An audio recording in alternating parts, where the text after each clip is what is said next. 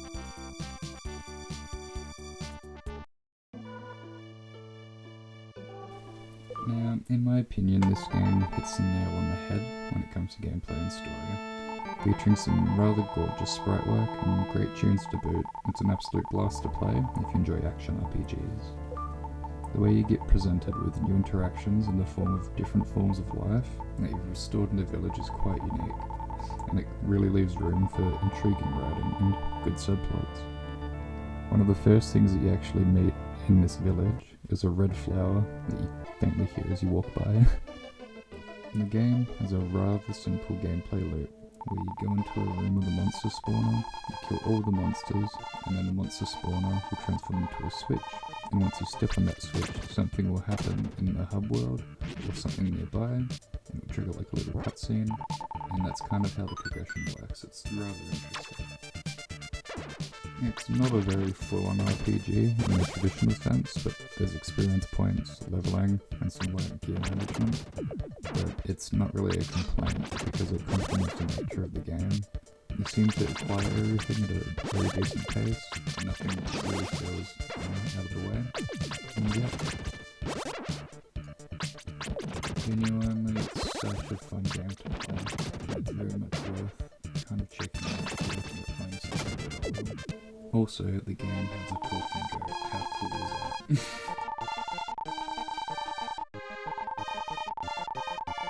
I plan to revisit this trilogy and play the other two games, as I haven't played them properly, nowhere near as much as this one. I've finished this one before, so... But yeah, if you've made it this far, thanks, and I hope this went okay.